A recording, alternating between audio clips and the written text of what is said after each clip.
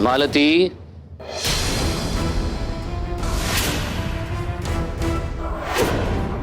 काय लपवत आहे पदराखाली?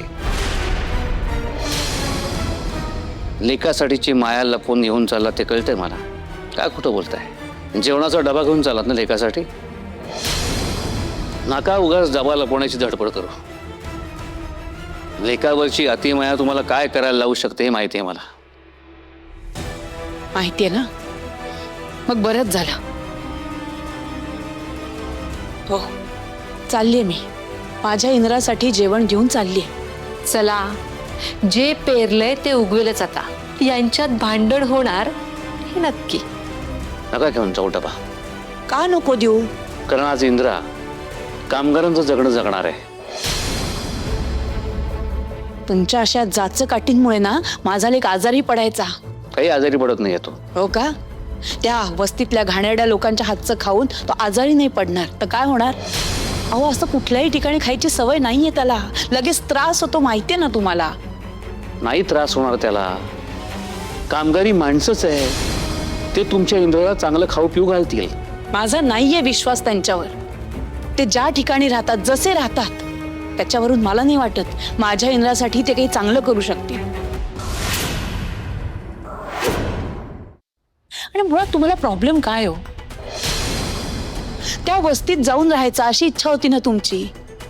मग तुमच्या म्हणण्यानुसार तो राहतोय ना तिथे जाऊन.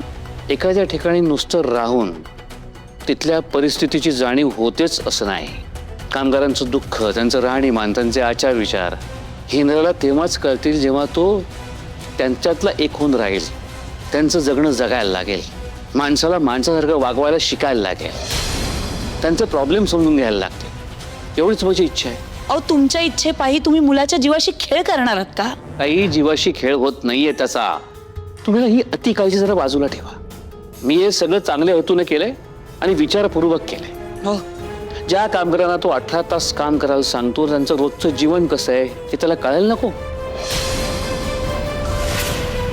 स्वतः मात्र 18 तास काम करून आल्यावरती तो एसी मध्ये झोपतो. त्याला सगळ्या गोष्टी आयत्या हातात मिळतात. तुम्ही त्याला लहान मुलासारखं जीवन भरवता. पण 18 तास काम केल्यानंतर कामगारांच्या मागचा व्याप मात्र संपत नाही. जमेल ते खातात, जमेल तेव्हा झोपतात. त्याला या सगळ्या गोष्टी कळायला हव्यात. मुळात त्याला त्यांचं जगणं कळलं ना तर त्याला हेही कळेल की आपण त्याला जे देतोय ना त्याची किंमत काय. हे जे घर घाण टाकतोय ना तो त्याचं मूल काय. अच्छा, म्हणजे आता आपल्या मुलापेक्षा तुम्हाला या आयुष्य आरामाचं जास्त मोल आहे. तुम्ही दरवेळेला वेगळाच अर्थ काढता का हो? मला खरंच कधी कधी कळत नाही. उलट मला कळत नाहीये पोटच्या पोराला त्रास देऊन तुम्हाला काय मिळतंय. त्याला मी काही त्रास वगैरे देत नाहीये.